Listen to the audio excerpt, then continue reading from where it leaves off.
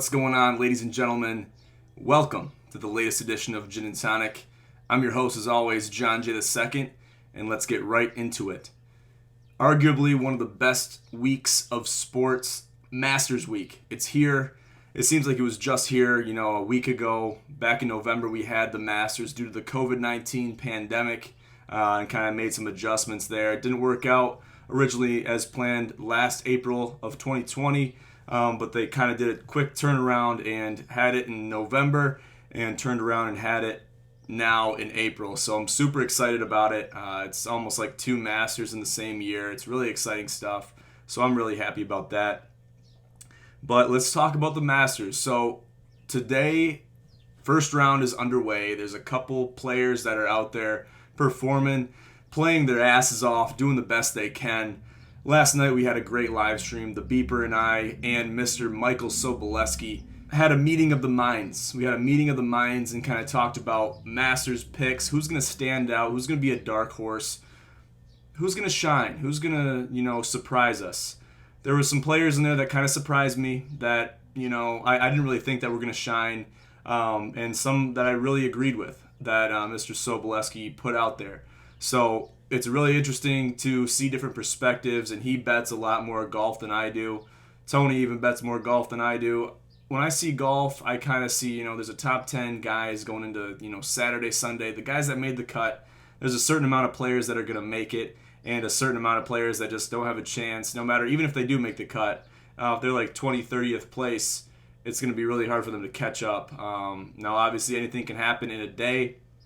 And so it's really up to the players how much they buckle down and really bring their A game, especially into the weekend. So let's talk about the standings right now. So just so everybody knows, it's about 4:30 on the East Coast in the afternoon. So listen, there's a lot of players that have already went and made it through the turn, but there's also a lot of players that are still playing. So let's look at who's on the leaderboard. Brian Harman, Hideki Matsuyama, and Justin Rose are at the top of the leaderboard with 3 under.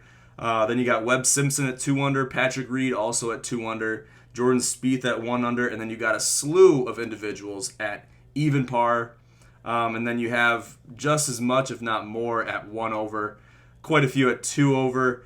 Then you got some guys at 3 over and a lot of guys at 4 over too. Some of those are Rory McIlroy, Sergio Garcia, Zach Johnson, Bryson DeChambeau. These guys are all 4 over. Jason Day is 5 over. Freddie Couples is 5 over. Lee Westwood had a terrible round today. He's 6 over. He's 6 over. He thought he was 5 over. Vijay Singh is 7 over. And then that's pretty much it. So these guys are likely not going to make it to the weekend. It's kind of disappointing, especially for the Lee Westwoods, the Brysons. And Bryson's got a lot of golf left. I think he just teed off not too long ago. So he's got a lot of golf left. I'm really not too worried about him. But let's get down to brass tacks. Let's talk about who's gonna make it all the way. Now, I really like this Viktor Hovland guy. He's somewhat of an amateur. He's a young guy, 23 years old. He's showed me a lot of promise today, made a lot of difficult shots. I followed his group. He was in Bubba Watson and Brooks Koepka's group today. Brooks and Bubba both finished 2 over on the day. I was watching Dustin Johnson too. These guys were hitting some good shots, but they weren't finishing. They weren't getting those birdie putts in short range that they needed to make.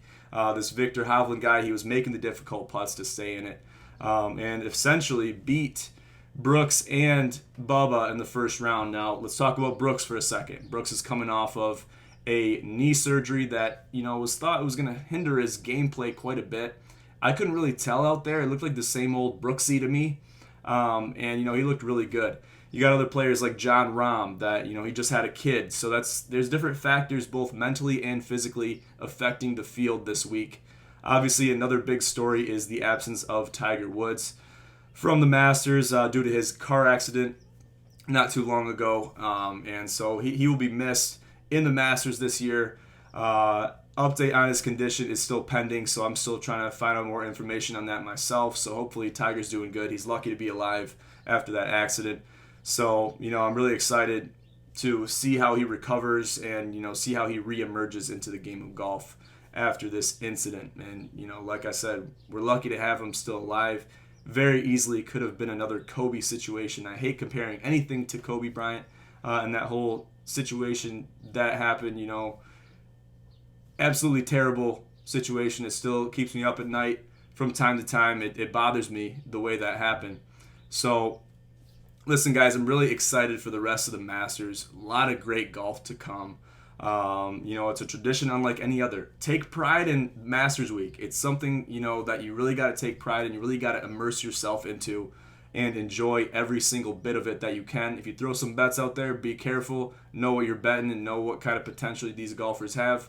And stay tuned to Gin Pros for all of our insights as far as Masters golfers go and the Masters itself goes, because we're following it very closely. Stroke by stroke, we're really watching these golfers and seeing how they're going to be able to, one, excel and keep the lead that they have, or bounce back from a little setback that may have happened today.